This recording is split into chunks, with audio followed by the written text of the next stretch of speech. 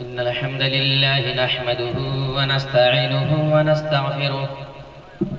ونعوذ بالله من شرور أنفسنا ومن سيئات أعمالنا من يهده الله فلا مضل له ومن يضلله فلا هادي له وأشهد أن لا إله إلا الله وحده لا شريك له وأشهد أن محمدًا عبده ورسوله يا أيها الذين آمنوا اتقوا الله حق تقاته ولا تموتن إلا وأنتم مسلمون يا أيها الناس اتقوا ربكم الذي خلقكم من نفس واحدة وخلق منها زوجها وبث منهما رجالا كثيرا ونساء واتقوا الله الذي تساءلون به والأرحام إن الله كان عليكم رقيبا يا أيها الذين آمنوا اتقوا الله وقولوا قولا سديدا يصلح لكم أعمالكم ويغفر لكم ذنوبكم ومن يطع الله ورسوله فقد فاز فوزا عظيما أما بعد فإن خير الحديث كتاب الله وخير الهدي هدي محمد صلى الله عليه وسلم وشر الأمور محدثاتها وكل محدثة بدعة وكل بدعة ضلالة وكل ضلالة في النار أعوذ بالله من الشيطان الرجيم بسم الله الرحمن الرحيم أفتؤمنون ببعض الكتاب وتكفرون ببعض سورة البقرة آية نمبر 85 وقال النبي صلى الله عليه وسلم من رأى منكم منكرا فليغيره بيده فإن لم يستطع فبلسانه فإن لم يستطع فبقلبه وذلك أضعف الإيمان رواه مسلم رب اشرح لي صدري ويسر لي أمري واحلل عقدة من لساني يفقهوا قولي آمين اسٹیج پر تشریف فرما محترم و موقر علماء کرام بزرگان دین نوجوان ساتھیوں عزیز بچوں پردہ نشین خواتین اسلام پیاری ماں اور بہنوں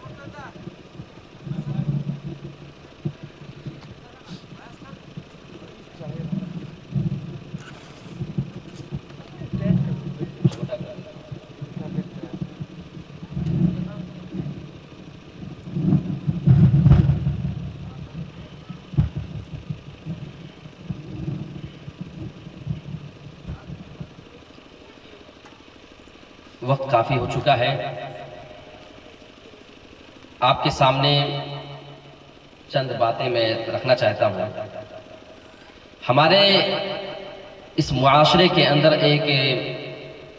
برائی پائی جاتی ہے مسلمان اس کام کو ایسے کر رہا ہے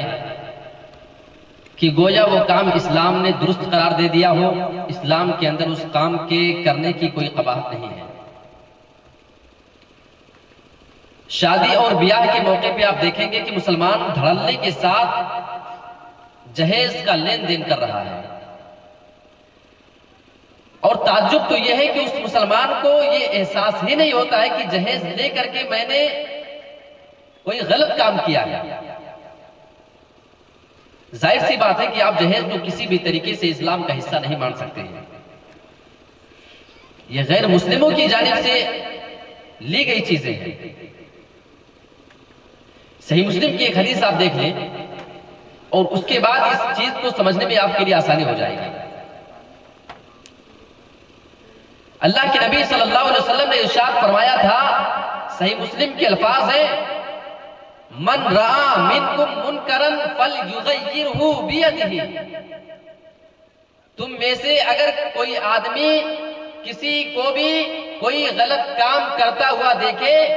فلیغیرہ بیدہ، تو اس آدمی کو وہ کام اپنے ہاتھ سے روک دینا چاہیے۔ فَإِن لَّمْ يَسْتَطِعْ، اگر کوئی غلط کام ہوتا ہوا وہ آدمی دیکھ رہا ہے، چاہتا تو ہے کہ جا کر کے اپنے ہاتھ سے روک دوں، منع کر دوں، لیکن اس کے ہاتھ میں اتنی طاقت نہیں ہے کہ وہ جا کر کے ہاتھ سے منع کر سکے، تو کیا اس کا کام ختم ہو گیا؟ کیا اسلام آپ کو اس کے آگے کوئی حکم نہیں دے رہا ہے کہ اگر ہاتھ سے روکنے کی طاقت نہیں ہے تو آپ کوئی اور کام نہیں کریں گے؟ حدیث کے آگے کے الفاظ آپ کو بتا رہی ہے،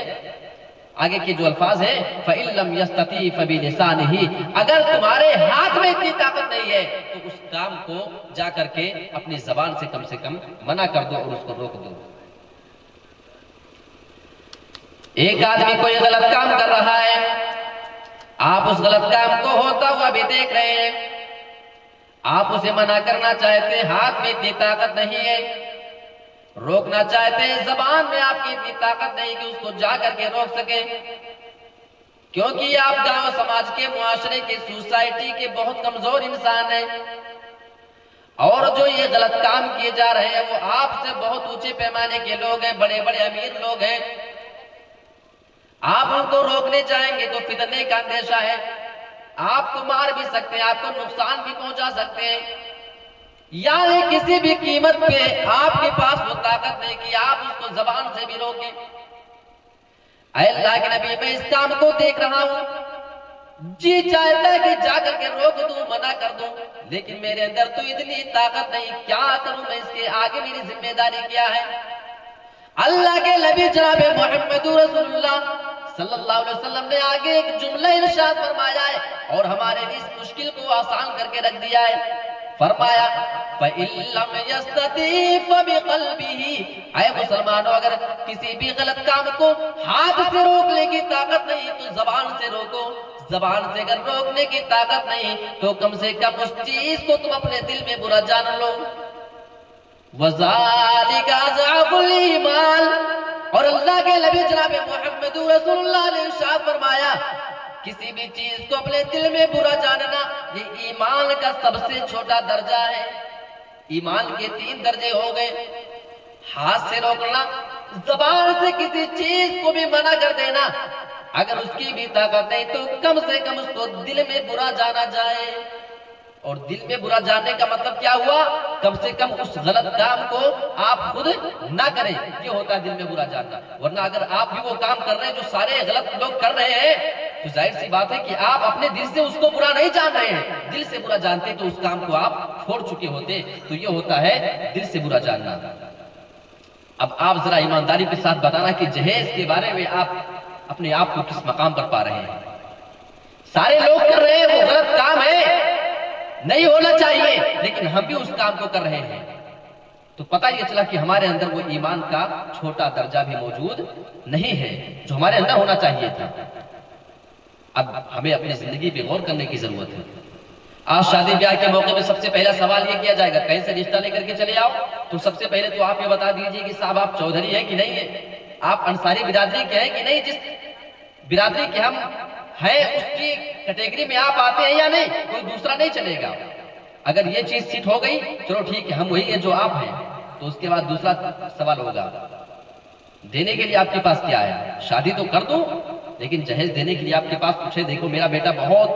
بڑا ڈاکٹر ہے، انجینئر ہے، اور اس کی دکانیں چل رہی ہیں، اچھی خاصی 4 ویلر سے چلتا ہے، تو کچھ آپ کی اوقات ہے دینے کی، یہ سوال کیا جائے گا۔ اللہ کے نبی جناب محمد رسول اللہ صلی اللہ علیہ وسلم نے بھی شادی کے کچھ اصول بتائے تھے، آپ نے بہت پہلے بیان فرما دیا تھا، تنکح المرأة لأربع، جب بھی کسی لڑکی سے شادی کی جاتی ہے تو 4 چیزیں دیکھی جاتی ہیں، اس کے اندر مال دیکھا جاتا ہے، اس کا حسن و جمال دیکھا جاتا ہے، اس کا حسب نسب دیکھا جاتا ہے، اور اس کا دین دیکھا جاتا ہے۔ یہ چار چیزیں دیکھ کر کے کسی بھی عورت سے، کسی لڑکی سے شادی کی جاتی ہے۔ یہ چار چیزیں اللہ کے نبی نے ارشاد فرمائی۔ اس کے بعد آپ نے ایک پیغام دے دیا مسلمانوں کو، فَظْفَرْ بِذَاتِ الدِّينِ، جب تمہیں شادی کرنی ہو، جب تمہیں کسی کے لیے، اپنے بیٹے کے لیے، اپنے بھائی کے لیے کسی کا جوڑا تلاش کرنا ہو، یا تمہیں خود کسی لڑکی سے اگر شادی کرنی ہے، کچھ لوگ مال دیکھتے ہیں، کچھ لوگ اس کے حسن و جمال کو، یعنی اس کی خوبصورتی کو دیکھتے ہیں، کچھ لوگ اس کے حسب اور نسب کو دیکھتے ہیں، خان ہے یا نہیں، انصاری ہے یا نہیں، شیخ ہے یا نہیں۔ یہ تمام کیٹیگریاں بھی لوگ دیکھ کر کے شادی کیا کرتے ہیں، لیکن اللہ کے نبی جناب محمد رسول اللہ نے ارشاد فرمایا، فَظْفَرْ بِذَاتِ الدِّينِ، تم دیندار لڑکی کو پسند کر کے لاؤ، یعنی اگر تمہیں شادی کرنا ہو تو دیندار لڑکی دیکھ کر کے شادی کرو۔ آج دینداری چھوڑ دیجئے، اس کے علاوہ ساری چیز ہونی چاہیے۔ یہ تین چیزیں ہو جائیں، دینداری ہو نہ ہو، اس سے ہمیں کوئی مطلب شادیوں میں نہیں ہوتا ہے۔ اور لوگ بڑے حساب کتاب سے جہیز کا جو ہے جواز ثابت کر لیتے ہیں۔ مولوی دلیل کیا دے گا؟ پتہ اگر کسی مولوی نے خود جہیز لے لی ہو یا اپنے بیٹے کی شادی میں، تو آپ کہیں گے فلاں مولانا صاحب نے بھی تو جہیز لی ہے، اور جب آپ ان سے سوال کرنے جائیں گے تو وہ جواب دے دیں گے کہ حضرت فاطمہ کو اللہ کے نبی صلی اللہ علیہ وسلم نے جہیز دیا تھا۔ اللہ اکبر! یہ نبی بھی کتنا بڑا الزام لگایا جا رہا ہے۔ نبی کی چار بیٹیاں تھیں، حضرت زینب، ام کلثوم، رقیہ، ام فاطمہ رضی اللہ عنہن۔